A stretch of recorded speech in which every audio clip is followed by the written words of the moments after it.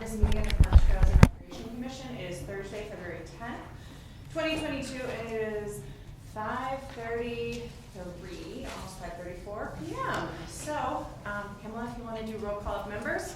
I'm happy to. So, Chair Stephanie Dahl. Here. Vice Chair Tori Leviton. Here. And Commissioner Kate Murphy. Here. Commissioner Fred Wolf. Here. Commissioner Rob Eber. Here. And Commissioner Chelsea Scott. Here.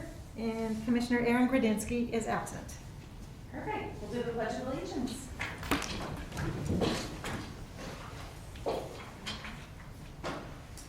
I pledge allegiance to the flag of the United States of America and to the republic for which it stands, one nation, under God, indivisible, with liberty and justice for all.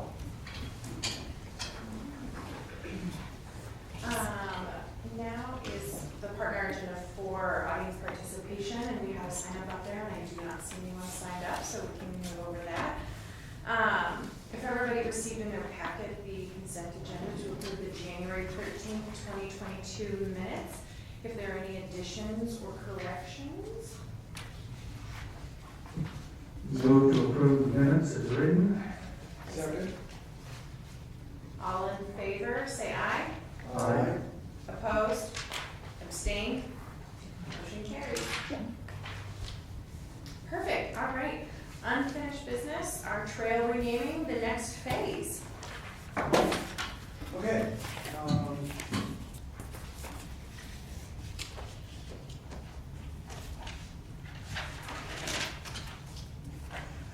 All of the trails have been, all the signs have been figured out for all the trails now. Jeff has given me permission to put the signs up myself. That'll speed things up because these guys are busy. So I've got all the right stuff, and so tomorrow morning that phase is going to start. Are you Now- just gonna invoice Jeff?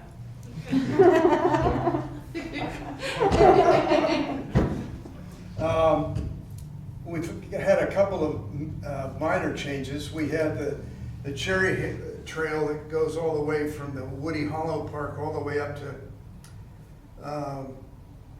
the Glenmore Trail, but the village is a little uncomfortable with us continuing the trail across University Boulevard from a liability standpoint. So the solution to that was renaming the small trail that goes up the hill there from Woody Hollow to University. We're going to call that the Academy Trail. And it's just it's approximately plus or minus a quarter of a mile. And so it comes up and ends at University, and then from University all the way over to Glenmore, it becomes the Cherry Trail. And there are a couple of trails like that in the village that we just have to adjust to.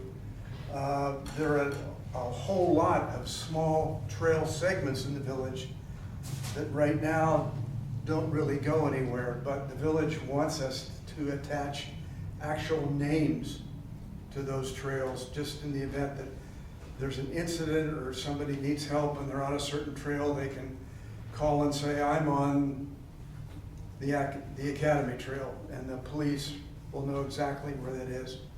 So there's a couple. There's one up here that I'm gonna, I think, name the University Trail because it goes to University Boulevard. There's one down here that connects Downing to Lafayette, and we can call that the Stanford Way Trail. So this will take some time to come up with some names. And then there are a number of trails over here in the sort of the southeast part of the village that they really don't go anywhere. They're just small connections. So I'm pleased with how the whole thing is coming out.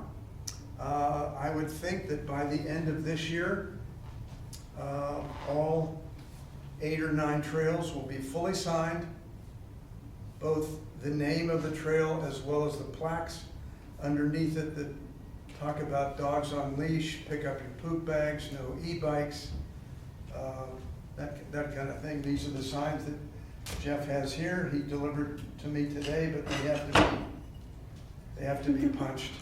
So we'll get those punched, and we're off and running. Can you take a picture of the installation process? I'm sorry? Can you take a picture of the installation process? I'd like to see you out there. Oh. No. It would be fun. No, I'm not gonna pay anybody else, and Jeff's not gonna, he's busy enough, so I'll do it. I know, I just want a photo, that's all. Yeah. Fred, I'm happy to help you. I mean, you might not need help, I know you're pretty self-sufficient. And you may have noticed that I now have a column in the Village Crier every single month called On the Trail. And it's just gonna talk about all the different issues that I see with our trails and our parks and our open space. And I think I've got 3 of them written, and I give them to Emily. And you did great on that last one, as I told you. That's great information that you looked up. It made my writing better. The so. trail, oh, good, I apologize, I didn't get an email back, so Yeah. our server's been eating people's emails, just FYI. No, that's great. That's great. So that's. So the whole thing, whether it's the signs, it's the column, whatever, we're trying to just raise the whole visibility in the village to trails. So, Great. This is Okay. great, thanks, Fred. Question real quick, Fred. On some of the names that you're talking about, have we already printed off signs that say Academy on them, or is that part of what you have there? Or is it just sort of what we're coming up with? you know, I've suggested these names. I'm trying to, there are a couple that I actually had people's names on, but Emily said, we've got to stay away from naming it after a certain person or whatever. So, but every one of these little segments is going to have a certain name. It can't just say trail and then have that 4-digit number. Right.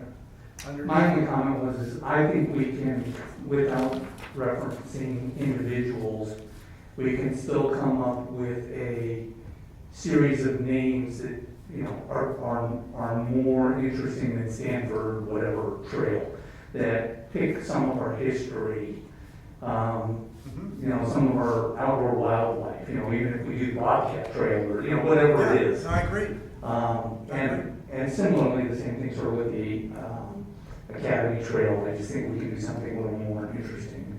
Yeah.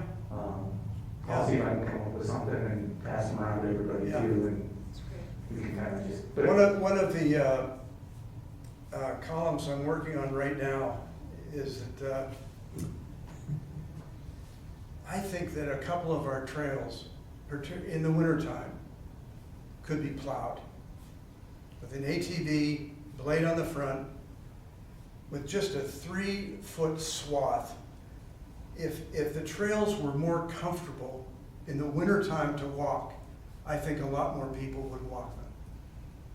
And you have to do it right off the bat. You can't let the ice and snow build up and build up and build up, because then it's too late. But if you did it right off the bat, and as I say, not every trail by any means, only the ones that we can pick out, the ones that we think are, because they plow the bike paths right now next to the streets. Why can't they do a swath down the bridle trails with an ATV and a blade on the front to push everything to the side? And so I'm going to be writing about that in one of these columns, and maybe next year, maybe we could work something out. Awesome, thanks. So the other, go ahead. No, are we gonna, take the top of it, or since the Highline Canal is now, Highline Trail is now contiguous, to update this top portion of it? I don't follow you, So the Tori. very top portion where it says the end of the Highline Canal is leaving is just, outdated now, because we have a. Oh, Oh, the bridge. the next step in this whole process, so this isn't, I apologize if this wasn't clear. This is a map for us. This isn't the future trail map. This is me with Paint 3D on my computer. which hopefully we can get something more professional in 2023. But yes, so we'll be updating this. There are also, trail connections that aren't shown correctly on here, that we would need to add, that we've gotten, like around Carriage Brook Road at the bottom near Pheasant Ridge. We have a different trail easement here now that connects all the way down to Bellevue. So the next step of this process is going to be redoing this Parks and Trails map. And we're hoping to have this process done at the end of this year to be able to get estimates and incorporate into the budget for 2023 to get a new trail map together. So yes, we'll be updating that as part of that process. Thank you. I also think it's really, I don't know if disappointing is the wrong word, like surprising, and you really can't cross University legally except at Quincy, all the way north of Hampton, or all the way south of Bellevue, and it's probably crazy expensive, but I would love to see a bridge or tunnel, or we wouldn't have to do that, just something. We did a feasibility study, I believe it was about 10 to 12 years ago. It was quite a long time ago. We did a feasibility study with CDOT to see if it would be possible to put an underpass there or to put an overpass there. They determined that due to, I think there's major water lines running alongside and under University, the cost to do an underpass would be prohibitive. And the cost for an overpass obviously would also be expensive. And my understanding is there was not support for putting a big overpass over University in the village. So it would be ideal to have a crossing there, but unfortunately it just wasn't feasible. And I guess maybe a third option could be like a pedestrian trigger yellow crosswalk somewhere on the south side of St. Mary's Academy. I don't know. Because it's a state highway, those are not used by CDOT to cross a 4-lane road like that at grade. It's just not safe with the speed on the road and the traffic volume that it carries. Okay. Well, you know what I'm gonna say. You know what I'm gonna say. But I guess from a liability standpoint, everybody's just so cautious, whatever. Crossing University at that point there, I mean, I did it again today twice. It's not a big deal. Traffic is platooned, if you know what that means, all right? So it stops down at Quincy and it stops down at Bellevue, and all of a sudden you can look both ways and you can't see any cars. You could crawl across there. It's not a big deal. But everybody's saying, oh, we can't encourage people. That's a very popular crossing. It will always be a popular crossing. I've seen horses cross there, runners, cyclists, walkers, every day. It's not a big deal, but I lost on that one. I will mention for everybody that that issue did come up before the Citizen Task Force for the master plan, and there have been a lot of comments about the idea of emphasizing connectivity of our trails as part of the new master plan. And that one specifically was referenced many times. So it is hopefully going to be emphasized in the new master plan as a desired link, so that while right now we may not be able to figure out how to address water pipes or things like that, it is something that is emphasizing connectivity of trails, so that later on, if there's ever a fix, that maybe it can be implemented with a reference back to the idea that the master plan talked about connectivity. Right. I also think that University is prohibitively prohibited for wildlife crossing as well. So I know these golden happen, though they're crazy expensive, but they do work. A wildlife overpass that would also serve as a trail connectivity kind of thing that could be attractive and semi-rural. Just an idea. I think all ideas, I think for purposes of this, in terms of unfinished business, we're talking about trail signs, so I don't want to get too far off. So I think we can kind of note all that and see how it comes up down the road and with the master plan and everything else. And go from there. Anything else on this? This is amazing, Fred. Thank you. The only other thing I want to mention is, as I've mentioned a number of times, both the far west and the far eastern part of the village. While we're doing a really good job of trying to name some of our bridle trails, the areas east and west are very void of trails that are not on-street trails. All we have, in fact, is on-street trails. And we need to do something pursuant to either the master plan or even as PTRC to work very hard to add additional trails and specifically to upgrade our on-street trails to have the protection of real trails. I think it's important that they're not just on a road, because as we've seen during COVID, there's a whole lot more people out on roads.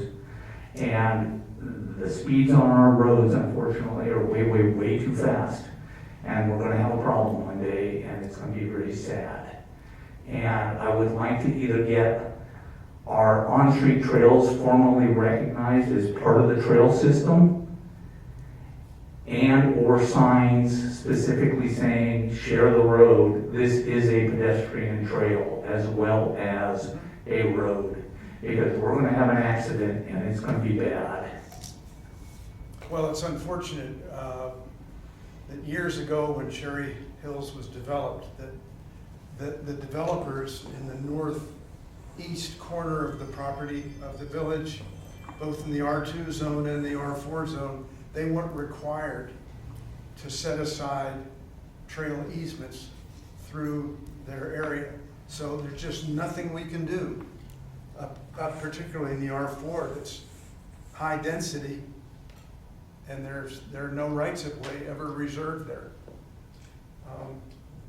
And also in Charlevoix, we have some on-street trails, but nothing off-street. So that's just the way it goes. Well, but there are in Charlevoix, for instance, there's an east-west utility easement that is, for lack of, the old Gooding property. There is an east-west one from Holly Street to El Camino. Yeah. That for some reason is not part of our trail map here. There is a trail that goes from the east side of the north branch of El Camino up into the new Chaumont that for some reason is not part of our formal trail system and should be. And we should look at whether or not some of these roads that are really wide, and in particular Mansfield is a perfect example, whether we could get a segregated trail next to some of these on-street trails. And then they could go through the same naming process as well, because the simple thing is the center part of the village has this wonderful bridle trail system, and we need to get more to the west and the east and northeast to go with it. I agree. Perfect. Anything else on that, Fred? Oh. All right, and I don't see that, moving on, I don't see that there's any new business, is that correct, Emily? There is not. All right, so next report, I guess we'll go down the line. Commissioner Scott? Nope. Hey, Nope. Fred, do you have any reports? Besides the one you just gave us? Can I say something real fast? Yeah. Sorry. Absolutely. The only thing that really still bothers me, this might be a direction to Jeff, but is there a way we could ever get, the poop bags that are on the trails? They're so thick and heavy, and to me, they don't seem biodegradable. They seem such a thick, heavy plastic. They're great, don't get me wrong, and I have a golden retriever, and I appreciate the heavy, but So they are biodegradable. they are? Yeah. Okay, And- they just seem so, Yeah, they're made out of, I can't remember the percentage of limestone that okay. they're made out of. Okay, Yeah. good to know. I'll report that back to people, because I've had other people Yeah. bring that up with me and as a question. Yeah, and I sent you that email last year, I think. and I can't remember right now what it says. It was Yeah, early last year. we looked into it to see if there were more eco-friendly ones basically, and yeah, these are such a high percentage of like broken down limestone, that's part of why they're so heavy and Oh, thick. good. But they are biodegradable and compared, we did some cost comparisons and like environmentally friendly comparisons with other companies that would fit in the same holder, and these were really good. Yeah, I mean, they're very competitive. Both cost Awesome. effective and they're very environmentally friendly. And the way our holders are, they're different than a lot of other places, because they go flat like that. And, I mean, those holders are like $120 a piece, and I think Yeah. we have probably 30 to 40 of them out there. So Okay. it'd be pretty expensive to get. change over to change different all system, that. okay. But yeah, they are biodegradable, and I can get you the numbers and stuff, because I think it takes a little bit for them to break down. Okay, yeah, but then it they're does not not- straight up plastic, like. Okay, yeah. and then along the lines of signs, I do think that we could, to me anymore, picking up after your dog or after your pet doesn't seem to be enough information, because people pick it up and then they just leave the bag, and it drives, I go around on, every time, I was walking out today and I picked up 3 bags just in a course of an hour on the trails over my area, so. Well, and that's the signs that Fred is adding is a greater frequency than we've had those signs in the past too, so hopefully Okay. it will help, but yeah, I mean, that's a problem everywhere. And I'm gonna work with Fred too. We're gonna put a few more trash cans out. We're not gonna put as many out as Fred would like, but, and if you have some specific spots too. that you Every see- 100 feet. I mean, if we had good access and stuff. Yeah, no, I get it. But yeah, if you have some specific spots that you're seeing stuff all the time, then let me know, send me an Okay. email or something, and Okay, or well. call me, and we can look at that. But the picking up after your pet just isn't enough. I mean, it needs to say pick up after your pet and discard the bag in a garbage can down the road. I mean, it's really unbelievable how people are, but. Do you think there's a way, I mean, I know like when you go into like Rocky Mountain National Forest or anything like that, it says, right, whatever you take in or whatever Back you it in, take, back it yeah, out. Yeah. that. Yeah. What Fred said. I mean, is there a place that we're seeing this more frequently that's something like that, like whatever you bring in, you need to bring out, kind of Or thing? bring onto the trail, you need to bring out, right? It's a column, Fred, it's a column. Another column. Good Yeah, idea. there you go. I didn't pack it up. That's a good. You would think saying something as simple as pick up after your pets would be enough. You would think. And I did an article one time in the paper Yeah. and just all the different, but I think it just, Yeah, it's like a prefer than not, you can pick up, then put it in the bag and leave it there. yeah. I'd rather have them just leave it like the horses do, Yep. I wonder if it's more residents or visitors. I feel like there'd be like a communal self-responsibility. There's a feeling. ton, even in our neighborhood, so. it I mean, I do know, sometimes people think they're gonna come back for it and then forget, which it's not all, which you shouldn't do that either, but I But there are think people, sometimes it's not completely, sometimes it's forgetfulness, but it is, either way, it becomes an Yeah. issue, right? Anything else? Fred? Nothing? No, I'm done. Thank you. All right, go for it. I really like this cherry logo on this map as opposed to the other one that we've been using forever. It was actually one of my missions like 5 years ago to get a way better logo. So I encourage you to use this icon for anything Cherry Hills related. It's the old, Can you pull that back up on the screen? I don't have the map. Yes, just give me a it's sec. so much better. You compare it to that one that's on that map. It is unfortunately not the city logo Um, officially though, but I can pull the map back up. Don't worry about it, Emily. I thought it was right there. You just minimized it. Tori, you're saying you like this logo on this map better than that logo on that map?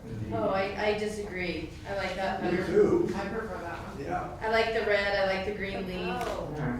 yeah, these are too realistic. Yeah. Maybe Yeah. we need to, Then maybe we can as be an running on art, my kitchen an counter. Yeah. arts commission project instead to find consensus on, I do know that it was a village resident who came up with those cherries a number of years ago. And That's sort of a iconic. neighbor of mine, so Iconic church. so noted.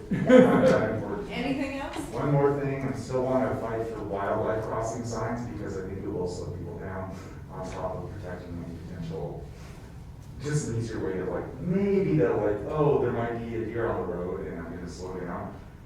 And I think it's part of our semi-rural character, so I'm still fighting for that and I don't know what steps to take. This is the first I'm hearing of it, so I apologize. It was under my general, like wilderness initiative statement.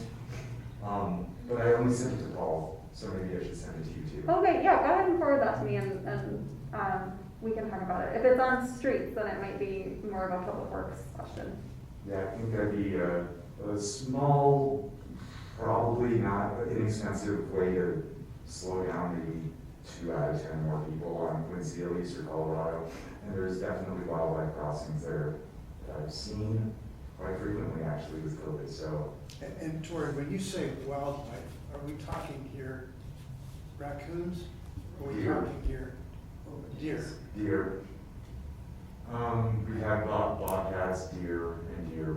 No, raccoons are not. I mean, I've lived here 32 years. I haven't seen a deer, and I'm on the trails every day. We had a herd of 7, and I'm right at Quincy, Colorado, 7 in our yard. Just jumped the fence. And they're coming down the drainage from across Quincy. Must be. And I saw them once going up Colorado right after a canal crossing too, kind of crawling into one of those bigger estate properties. So they're here. I had a deer last month in Three Pond Park, about 200 yards east of the porta potty, just tucked up right against the fence there. I know the month. High Line represents kind of a corridor through the village where they can get down in the channel basically Yeah. and go for quite a ways without anybody ever seeing them. I had one in my driveway 3 months ago. Oh, So, We have one in South Anything else, Tori? That is all. I will email you that statement. It's only a page long. But Perfect. as mentioned, wildlife crossings is a super easy way to. Yeah, that sounds good. And Paul and I can work out where it fits. Okay. That's all. I want to mention again, the next open house meeting of the master plan citizen task force will be, I believe it's in March at this point. We were waiting a little bit for dates, depending on what happened with COVID stuff. Do you know, Emily, specifically the date that was chosen? The open house for the master plan will be Monday, March 7th. I believe the time is 5 to 7, but they're waiting to confirm with the city manager. So it will likely be 5 to 7 or 5:30 to 7:30, right here at City Hall. That will be in conjunction with the second survey that's being sent out, digging down another layer basically from the first survey that was sent out. So if you can't attend the open house, there will be a survey coming too. And the actual Citizens Advisory Task Force meeting, I believe, is March 9th, that following Wednesday. And I mentioned that there are a lot of areas, last month I mentioned it, and I continue to mention, there are a lot of open space issues. And some of the questions that would come up about specific items that you would like to see in the master plan. So I urge everybody to review them, think about what specific projects you would like to see to emphasize as part of the dedication to open space, trails, environmental efficiency, open space management, energy use, construction standards, what the definition of semi-rural, because I know we've struggled with that for many, many times. So semi-rural is actually coming out of the master plan to almost everyone's delight. So what the CAT and planning and zoning is doing is specifically defining what we meant by semi-rural, because everyone has a different definition. So some of the items that they have are like safe, serene, natural environment, that type of thing, to start to dig down to what that really means. Besides that, I'm going to wait and be curious about your e-bikes report, because as we all know, we looked at that and it wasn't even a close call, with the exception of Commissioner Grudinsky's ideas about master e-bikes, that if there is a reevaluation, I think that I'm intrigued by why City Council doesn't trust what we came up with just not long ago. Whoa, I'm sorry, I need to cut you off there. This is not, City Council is not reevaluating anything. This is staff and the police chief giving an update to city council about how that enforcement is going. Okay. Please don't jump to the No. conclusion that council has ignored this body's recommendations and is revisiting it without you.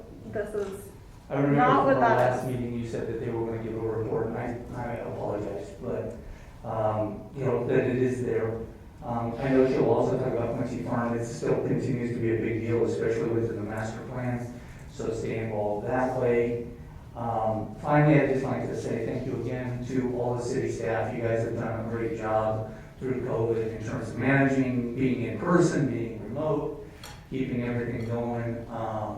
The only other comment that I would have that I'm getting an awful lot of, and maybe it's directed more to Jeff, is an emphasis, especially looking ahead towards what people anticipate as a shortage of water, is can we grow our open spaces to have longer grasses that aren't getting rubbed down to nothing and therefore causing erosion. So it's a management thing that I pass on to you. It's not something that's new to you, but there are a fair number of comments that in all our open spaces, trying to return to that natural prairie grass idea and keeping our open spaces with longer grasses than we currently maintain them. Good idea. Good idea. So, thank you, that's it. All right, Fred. Just one thing, just to bring to your attention, well, last week I was on the Highland Canal and a guy came by me and I didn't realize he was on an e-bike until he was right there and I watched him for quite a ways. He didn't make one pedal revolution with his feet, not one. His feet were up. He was on a motorcycle, basically, and he was just roaring around and I thought, that's what we're talking about. Anyway, the other little item, and Kate's very well aware of this, and anybody who goes by the intersection of Quincy and Franklin and sees what that owner has done to that property, it's got everybody upset, and we are working with Dan Sheldon and Mike Gallagher on council right now to make the appropriate language amendments to our code so that never happens again. Those people that bought that property, they could decide not to build and put the property back on the market. And then we have to continue to look at that eyesore.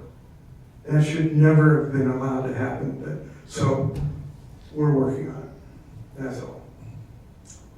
All right. I would, just real quickly since it came up, it's not specifically considered parks and open space, Fred, but your issue is an important one because of, we are Tree City, or Fred, Jeff, what's our actual call for what we are? It's Tree City USA. Tree City USA, and, I think that the city values its tree canopy quite strongly. An issue came up in my neighborhood where a resident, in order to open up the view of their home, cut down 3 45-foot pine trees that were not diseased, not anything. When I asked about the code provision, the city inspector mentioned that that is an enforceable code provision only for homes that are being redeveloped. In other words, an individual homeowner can decide to cut down a tree, and I always interpreted the code to be that when a homeowner takes down a tree, it needs to be replaced according to the code. 3 trees. But it's not apparently, and we're looking at this, that private individuals are allowed to landscape their properties even if they choose to cut down all their trees. When the replanting is done, is triggered by either an extensive renovation or a rebuild.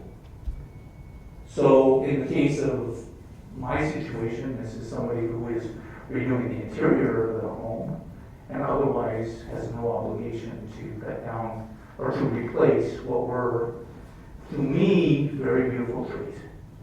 So if this is something that we care about from a tree canopy, it's that mesh between private and public interest, private property rights and public interest about a tree canopy. But I was surprised when the city inspector told me that it is not triggered, and that these people have no problem with doing what they did. So noted. And so is that something that can be changed? I mean, can you petition to amend the code? Well, one of the things we're suggesting, if somebody buys a property, it's their property. However, in my mind, I'm saying you can't cut down any tree except if you're within 30 days of breaking ground on your house. So this thing doesn't drift on and on and on. Because I say, these people could say, oh, we're gonna sell, we're not gonna build. There's And then no that- sign of building there, I mean, not a single sign. So that's just inexcusable. So we've got to put some kind of little window. Okay, you can cut down your trees, but it's got to be within 30 days of breaking ground on your house. And if you don't do it, the fine has to be substantial. You know, $5,000 a tree. Yeah. Something that makes it really hurt if you screw it up because of the way we value trees. And they cut down all the trees on the perimeter. Has nothing to do with their building envelope. 36 of them. 36 trees. Yeah, but also, my question is, I mean, can we require private owners to have to replace them at least? Well, they have to replace them with certain caliber. If you cut down a 20-inch tree, you have to replace it with 2 10-inch trees, something like that, right? Yeah, I don't think. I apologize. This is private property, so it's community development, so this is not, I'm not gonna try and, talk about what's in the code, because this just isn't a section of the code that I'm as familiar with, but I do know that council members and Paul Workman are community development. What, do you know the planning section manager. number, the code section number? Just curious. I don't, I Oh, can find it for you at the end of the meeting. I mean, I understand like the public property, obviously, and you Yeah. have jurisdiction over that, but I'm just saying for the private purposes, I mean, I thought you had to at least replace them, at least. Well, these are At a certain 24 caliber. to Yeah, I know. 30-inch Sure, yeah. diameter trees. Yeah. I think, I'm just curious. I think obviously it's a point of interest for everybody on, you know, on the commission.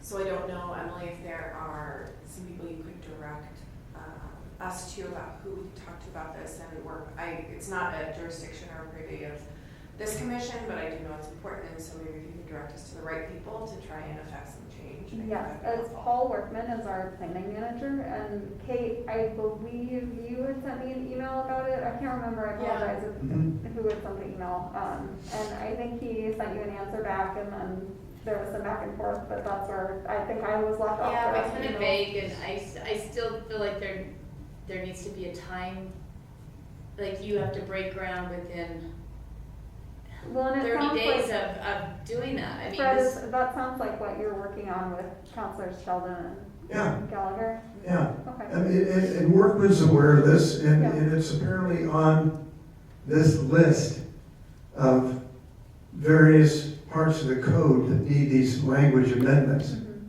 So, I mean, it's in process, people are aware of it, and it's such in an process. eyesore. Yeah, I- I'd encourage you to keep working with the counselors on, because obviously they're at the top, to get that code changed. Yeah, I will say where this issue does come into play, though, is there are many plantings by private owners in the public right of way. To the extent that we consider open space to include public right of ways, it is within the jurisdiction of this commission, in my opinion. And, you know, many of those trees have gotten to be quite sizable.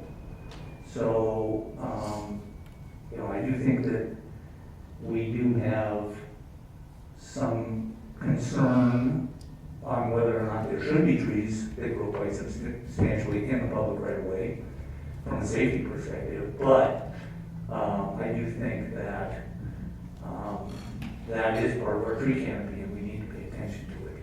mhm. Perfect, thank you. All right, I do know we have a couple commissioners that have to leave in about 15 minutes, so I'm gonna keep us moving. Emily, do you wanna give staff reports? Yes, I'm gonna start with one that's not on the list, I apologize, I left it off. We are looking for a volunteer from Parks Commission, and we also are getting ones from all the other commissions. The reason is we are doing a congestion study for 285.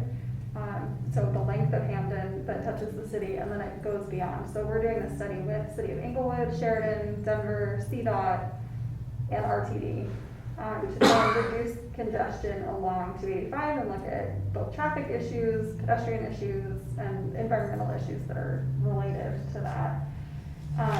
So they have asked us for volunteers from each board and commission. It will probably be about a half-hour meeting time commitment and then maybe a couple other meetings over the course of the next 4 to 5 months. So it's not a huge time commitment. I apologize, they don't have all of the meetings scheduled yet. But if anyone is interested in participating in that study as the representative from PTRC, Stephanie, will do it. That's great. Thank you. Where will those meetings be held? I believe they're all virtual. I can get more information and email it out once. What's that? He said, I don't wanna do that. Oh, It's okay. virtual. Virtual, okay. I think the ones for, like, with representatives are virtual. They might also be having open house style ones that are in person. So they're just kicking the study off, so as I get more information, I'll share that with PTRC. But they were just looking for initial volunteers from all of our commissions to get involved. So thank you for volunteering. And Steph, I can back you up. Okay. Like if you have trouble getting to one. I mean, what are they looking for? Just to listen to? Yeah, I think they want perspectives from the different, like, so there's someone from planning and zoning, someone from Parks Commission, someone from our commission. So they're looking for Opinions? you all to come at this study through that lens, right? Through like more of a parks and open space lens versus just the traffic congestion and from our commission, like beautifying whatever they do. So it'll be interesting to see what comes out of it. Yeah, if you have a conflict with them. So let me put in my 2 cents worth right now that our park that is against Hampton, just east of Colorado Boulevard, should have a sound wall for both safety and noise protection of the village. It's a fair point.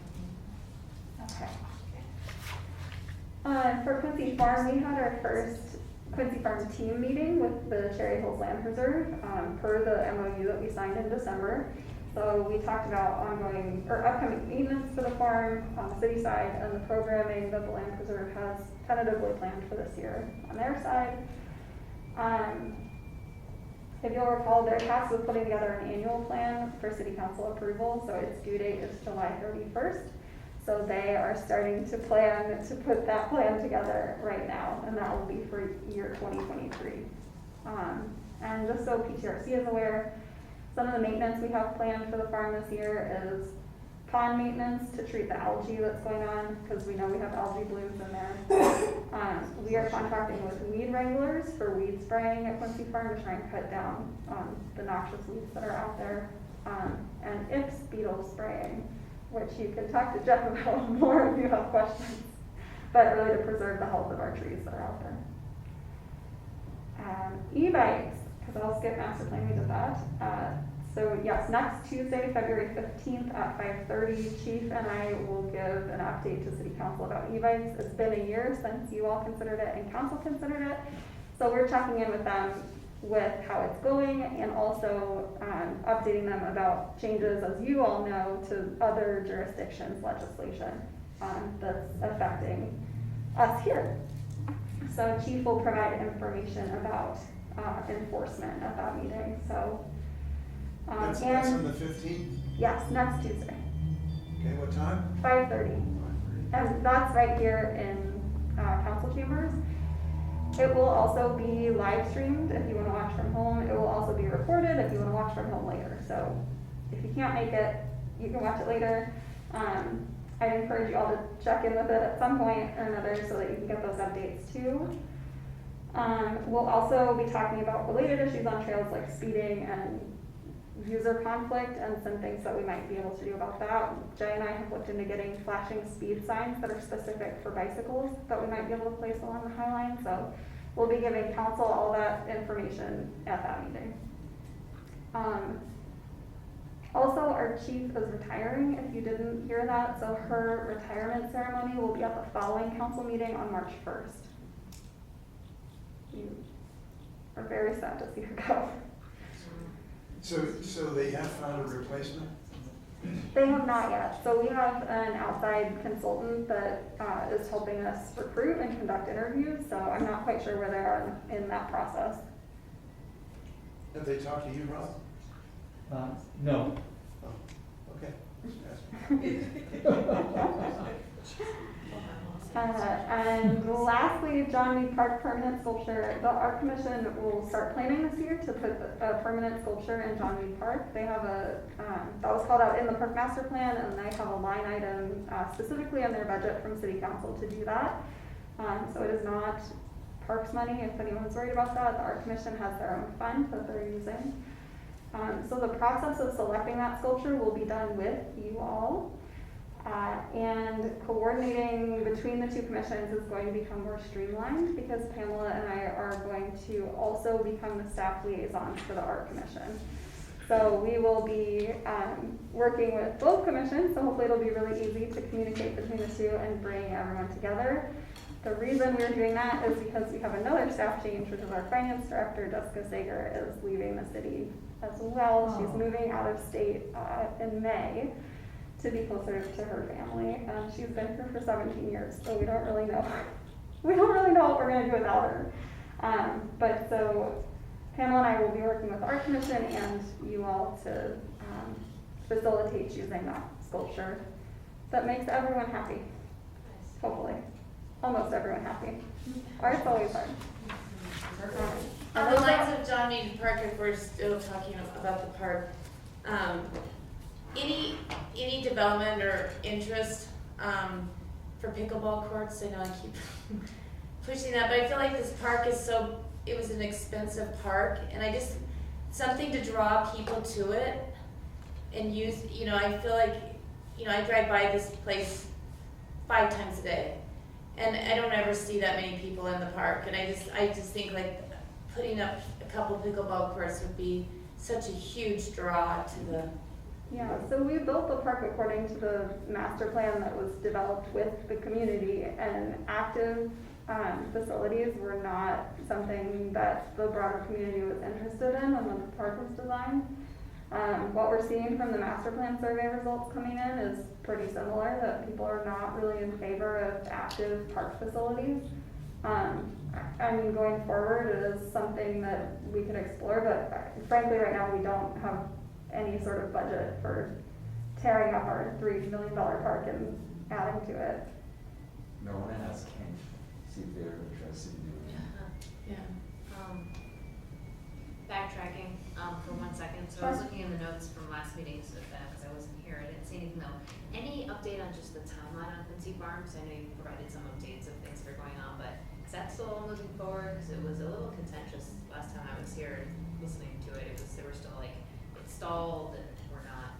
I don't mean contentious, not the right word. I mean like it was just stalled. Timeline for what exactly? Just for like when it's going to open to the public and kind of become an active part of the community. Question of the year. There is a new leadership group Okay. involved with Quincy Farm right now. Yeah. Because they've actually asked my wife Nancy to participate.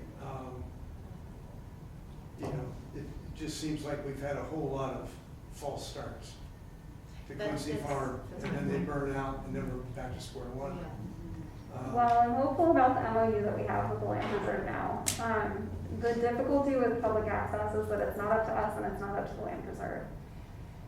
It's up to Colorado Open Lands, who is our easement holder. So yes, in the past, our efforts and City Council's efforts and directives to open the farm up have not been approved by Colorado Open Lands.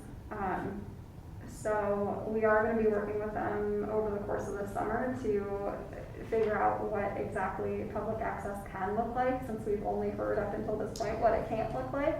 Yeah. However, the Land Reserve does have a really robust programming calendar that they're planning on for this year, starting in the spring, running all the way through the summer, and having an opening event in the spring and then a closing event in the fall to really make their programming season a major event and publicize it and really get a lot of people onto the property from a programming standpoint, both kids and adults. But yeah, we'll be working together with the Land Preserve to talk to Colorado Open Lands over the summer to figure out exactly how we can get folks onto the property in a less structured way. So is that programming specific for Cherry Hillsville residents? Is that more directed that way? I don't believe so. Okay, so. It's generally advertised here, but there isn't anything saying you have to be a resident to participate. Yeah, I mean, it's okay, I just thought maybe it was staying kind of within the community, the jurisdiction, and then, you know, the open land would come later. But, okay, no, that's great, thank you, I appreciate it. Mhm. Anything else from anybody?